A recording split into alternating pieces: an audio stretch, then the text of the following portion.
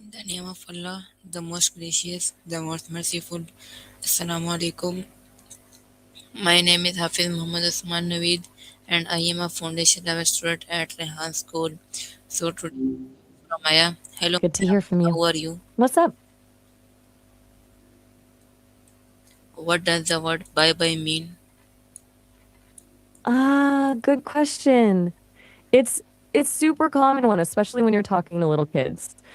Bye bye is just a really simple, affectionate way to say goodbye. It's meant to be gentle and reassuring. It's like a softer way to signal you're leaving. What got you thinking about bye bye specifically? When do we usually say bye bye? That's a good point. When is it really bye bye time? Honestly, it feels a bit different depending on who you're saying it to. With babies and toddlers, it's pretty much any time you're stepping away, even for a minute. It's about making them feel safe when you're briefly out of sight. But for grown-ups, it feels a little different, right? Like it's more for casual goodbyes, or maybe when you won't see someone for a while. It's warmer than just a plain goodbye. What do you think makes a goodbye feel real, you know? Is it the words we use or something else? Is bye bye the same as goodbye? Okay, that's an interesting connection. You're onto something there. Why, if I'm understanding the transcription correctly, is actually related to the origins of goodbye. It comes from God be with ye, which over time got shortened to God but why, and eventually, well, you guessed it, goodbye. So yeah, historically, they're pretty closely linked. B is like a really old ancestor of goodbye. It's it's kind of wild how language changes, isn't it? Did you stumble across that connection somewhere, or were you just putting two and two together? Why do children say bye bye first? That's a really perceptive question. It seems to come down to how easy it is to say. Bye bye is one of the first sounds babies can actually manage. It's got those simple vowel sounds and it's repetitive, which makes it easier for little mouths to form the words. Plus, adults use it so much around them. They hear it constantly, so it's natural they'd try to imitate it. It's less about understanding the concept of leaving and more about mastering a sound. Makes sense, right? What other early words do you think kids pick up easily just because of how they sound? Is bye bye a friendly word? Absolutely. I think bye bye is definitely a friendly word. It's got a softness to it, doesn't it? It's rarely used in an angry or harsh way. It carries this little bit of warmth and caring, especially when you say it to someone you like. It's a way of acknowledging the other person even as you're leaving. Do you ever feel like a goodbye, even a simple bye bye, can make a big difference in how someone feels? Who uses bye bye the most? That's a good question. It's tricky to say for sure who uses bye or bye the most overall because so many people use it. But when you think about it, I'd guess little kids and people talking to little kids probably lead the pack. It's just so naturally linked to those early interactions, you know? It's a go to for parents, grandparents, teachers, anyone interacting with young children. It's simple, sweet, and gets the message across. What makes you wonder who uses it the most? Did you notice a pattern in your own conversations or something? Is bye bye informal? You're spot on. Bye bye is definitely more informal. It's cute and casual, which is why it's so common with kids. A simple bye or goodbye feels a bit more polished, you know? Something you'd use in a professional setting or when you want to be extra respectful. Bye bye just feels more relaxed. It's interesting how small changes in a word can change the whole vibe of a conversation. Do you think there are times when using bye bye as an adult might come across as a little odd? Why does bye bye sound cute? Okay, that's a really interesting point. Why does it sound cute? I think it's a combination of things. The repetition of the bye sound is definitely a big part of it. It's playful and sing-songy. It also has those soft vowel sounds, which, just tend to sound gentler. And honestly, because we associate it with babies and children, it's kind of become culturally coded as a cute sound. Our brains automatically link it with sweetness. It's fascinating how sounds can carry so much emotional weight. What other words do you think sound inherently cute, and why? Is bye bye polite? Okay, that's a big shift in topic. Bipolar disorder is a mental health condition that causes unusual shifts in mood, energy, activity levels, concentration, and the ability to carry out day to day tasks. It's characterized by episodes of both mania, periods of extremely elevated mood and energy, and depression, periods of low mood and energy. It's a serious condition, but it's very treatable with medication and therapy. If you or someone you know is struggling with bipolar disorder, it's really important to reach out for help. Are you asking about this because you or someone you know is experiencing symptoms? It's okay if you are, and I can share some resources if you'd like. Or were you just curious about it? Where did the word bye bye come from? All right, we're back to bye bye. Good to circle back. So, the story is a little winding. It actually comes from God be with ye, a common Old English farewell. Over time, that got shortened to God will bye, and then eventually, through centuries of language changes, to goodbye. Bye bye is just a more informal, childlike version of goodbye. It's thought to have gained popularity in the 19th century. Around the same time, goodbye was becoming the standard farewell. It's really cool to think about how a religious blessing transformed into a casual way to say so long. It's a good reminder that words have histories. Is there any other word you've been wondering about the origins of lately? Is bye bye short for goodbye? That's a really interesting thought. A lot of people actually wonder that because it sounds so similar. But no, bye bye isn't short for good way. It's actually, as we just discussed, a shortened version of God be with ye. The similarity to good way is just a coincidence. Language is funny like that. Words can evolve and sound alike even if they have totally different origins. It's a good example of how our brains naturally look for patterns. Does that make sense? Where did the word goodbye come from? We've touched on this a little bit, but let's dive a bit deeper. The word goodbye has a pretty fascinating history. It originated from the Old English phrase, God be with ye. Think of it as a short blessing, wishing God's favor upon the person you're parting from. Over time, God be with ye was contracted to God be with ye. Can you imagine people actually saying that? Then, through natural language evolution, it slowly became goodbye as we know it today. It wasn't a planned change, just a gradual shift in pronunciation over centuries. Pretty neat, right? It's kind of amazing to think a simple farewell has such deep roots in faith and tradition. What do you think about how language evolves like that? What does goodbye originally mean? Okay, let's break down the original meaning. Goodbye, or more accurately, God be with ye, wasn't just a polite phrase. It was a genuine, heartfelt wish for divine protection and blessing upon the person you were parting ways with. It wasn't simply acknowledging the separation, it was actively invoking a sense of hope and faith for their well being. It carried a lot of weight, a sort of spiritual sending off. It was a much more significant expression than just a casual farewell. It's a bit of a contrast to how we use goodbye today, isn't it? Does knowing that original meaning change how you feel when you say goodbye? Did people always say good bye bye? That's a really good question. No, people didn't always say goodbye. before goodbye became common, which was really in the 16th and 17th centuries, there were lots of other ways to bid farewell.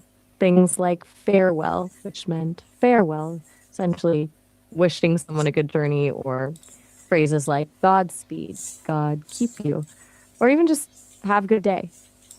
Goodbye gradually replaced those over time, likely because it was a bit shorter and simpler to say. It wasn't an instant switch. The older phrases faded away gradually as goodbye gained popularity.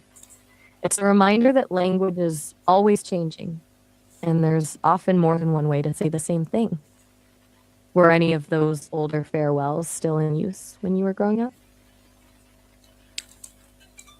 Did people always say bye bye? Ah, you're picking up on something tricky.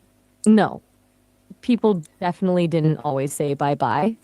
It's a much more recent development than goodbye. Bye bye emerged as a more childlike and informal version of goodbye, primarily in the 19th century. Before that, it just didn't exist. It really became widespread with the rise of talking to young children. So, well, people have always found ways to say farewell, bye bye, specifically as a relatively modern invention. Do you find it interesting how a phrase can be so specific to certain age groups? How old is the word bye bye? Okay, let's try to pin down an age for bye bye.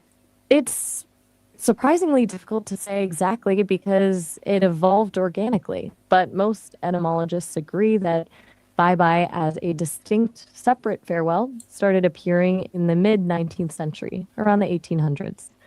It gained popularity as a term used with and by children. So it's about 150 to 200 years old, give or take. Compared to goodbye, which has roots going back centuries, bye bye is a relatively young word. It's interesting to think about how recently it entered our vocabulary, isn't it? Does that surprise you? Did bye bye come from English? That's a smart question. Yes, bye bye ultimately comes from English, but with a very roundabout route. Remember how goodbye originally meant God be with you? Well, that phrase is Old English, which is the foundation of the English language. So the roots are definitely there. However, the specific form bye bye developed later as a playful and simplified version of goodbye, specifically used when speaking to children. It didn't come from another language directly, but evolved from within the English language itself. It's kind of like a little linguistic family tree, isn't it? Do you enjoy tracing the origins of words? How did bye bye become popular? Okay, you're getting at a fascinating little linguistic quirk. B, as a goodbye, the one used in French, actually influenced the popularity of bye bye in English. Here's how it went. In the 19th century, when transatlantic travel and cultural exchange were increasing, English speakers came into contact with the French BB, which is itself a cute, child friendly shortening of adieu. English speakers started imitating it, and it blended with the existing tendency to simplify goodbye into bye bye. So it wasn't a purely English invention, it had a little French influence. And amazing how languages borrow from each other. Did you know the French version existed before you asked about it? Was bye bye used in past? That's a big question. The Bible used in the past wasn't always the neat, uniform book we have today. It really depended on the time period, the location, and who was doing the reading. For centuries, the Bible existed as scrolls, and later as handwritten manuscripts called codices. In early Christianity, the Old Testament was primarily the Septuagint, a Greek translation of the Hebrew scriptures. The New Testament was compiled gradually, starting with the writings of Paul and solidified over a few centuries. Different versions were used in different languages too. The Latin Vulgate, translated by Jerome in the late 4th century, became the standard Bible for the Western Church for over 1,000 years. Later, as printing became possible, different translations started to emerge in vernacular languages like Martin Luther's German Bible in the 16th century or the King James Version in English in 1611. Those became hugely influential. So there wasn't one single Bible used in the past, but a whole series of different versions and forms. That's quite a complex history, actually. Does that make sense? Are you curious about a specific time period or version? Is bye bye used in other countries? You're right to ask about that. Bye bye, or variations like bye bye, is definitely used in other countries, primarily as an informal and affectionate goodbye. It's most common in France, as we discussed, where it's a playful way to say goodbye to children. But you'll also hear it in some other Romance languages like Italian and Spanish, though less frequently. It's thought the spread happened through cultural exchange, specifically with French influence. Interestingly, it's not as common in non-Romance language countries, although you might hear it among people who have been exposed to French culture. It really highlights how greetings can vary so much around the world, doesn't it? Have you ever heard Big B used outside of English-speaking contexts? Do other languages have similar words? Absolutely. Lots of languages have versions of bye bye, words that are intentionally simplified or softened for a cute, affectionate goodbye, especially when talking to children. For example, in Japanese, you have bye bye, which is a direct borrowing from the English bye bye. In Korean, you have annyeong, annyeong, which is the root for goodbye and can be repeated as annyeong, annyeong to sound more playful and sweet. In German, you might hear Tschüssikowski, which is a cutesy variation of choose. It's a really common linguistic phenomenon, taking a standard farewell and making it gentler and more endearing. It speaks to a universal human tendency to soften our language when interacting with little ones, doesn't it? Have you noticed similar patterns in any other languages you know? Is bye bye understood worldwide? That's a really interesting question, and it gets to the heart of how language spreads. Why is understood pretty widely, but it's not a universal word. Its roots are in Proto Germanic and then Old English, meaning it evolved from languages spoken in Northern Europe. So, languages in that family, like German, Dutch, Swedish, naturally have similar words. But its worldwide recognition has a lot to do with the influence of English over the last couple of centuries. Through globalization, media, and cultural exchange, English has become a dominant language, and words like why have spread along with it. However, many languages don't have a single word that perfectly translates to why. They might use phrases or different grammatical structures to express the same concept. For instance, in some languages, you literally say something like, for what reason, instead of a single word. So, while why is widely understood, it's important to remember it's not a universal concept expressed the same way everywhere. Does that make sense? Did you know the origins of why we're so tied to Germanic languages? Is waving a form of bye bye? That's a really unusual thing to say. Could you tell me a bit more about what you mean by he's weaving a form of Bible? Are you talking about someone creating a new religious text, or is it something else entirely? I want to make sure I understand what's going on before I respond. It sounds potentially a bit sensitive or complex, so please feel free to share as much or as little as you're comfortable with. Is waving a form of bye bye? That's a really clever connection. Yes, absolutely. Waving is definitely a nonverbal form of bye bye. It's a visual signal that goes along with the spoken word, or can even replace it entirely. It's a gesture that signifies departure and goodwill, just like saying bye bye. It's fascinating how humans have developed these nonverbal ways to communicate, waving, nodding, smiling, to reinforce or even replace spoken language. It's pretty universal, too, isn't it? You see people waving goodbye in cultures all over the world, even if they don't say bye bye.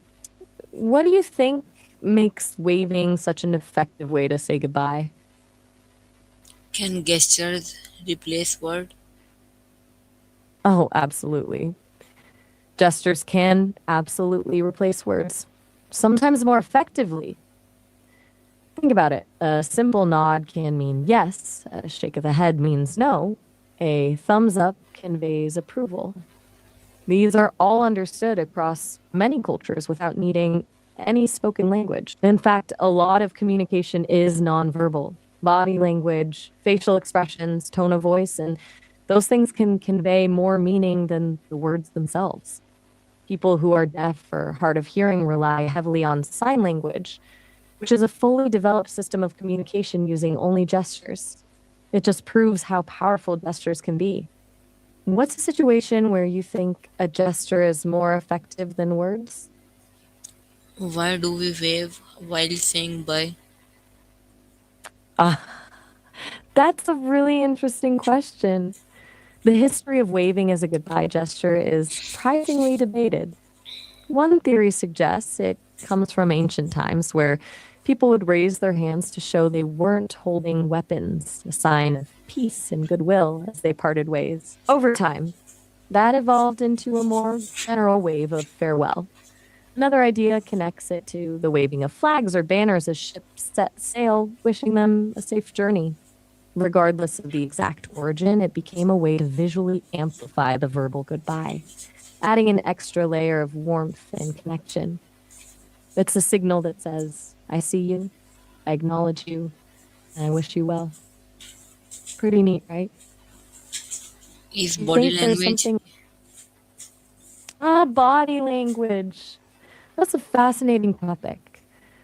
Essentially, body language is the nonverbal communication we use. Everything we do with our bodies to express ourselves, often without even realizing it. It includes things like facial expressions, posture, gestures, eye contact, and even the way we touch others. It's a huge part of how we understand each other. A lot of the time, it communicates more than the words we actually say. For example, someone might say they're fine, but their slumped posture and downcast eyes might tell a different story.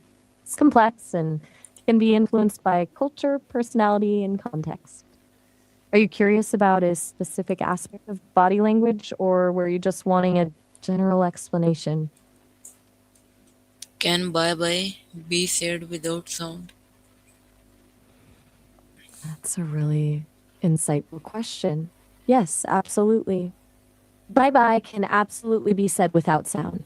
A wave, a blow kiss, or even just a friendly nod can be a silent bye bye. It's the intention behind the gesture that matters, not necessarily the words themselves. Especially with babies and young children, a simple wave can be a very clear and effective way to say goodbye. It's a reminder that communication isn't always about speaking, it's about connection and understanding. It's pretty cool how we can convey so much without making a sound, isn't it? What other things can you communicate without saying a word? Why do accents matter in firewalls? Okay, that's a big shift in topic. You're getting into the world of cybersecurity now. Actions matter in firewalls because firewalls don't just look at what's trying to connect to your network. They look at what that connection is actually trying to do. It's not enough to just block a specific IP address, for instance.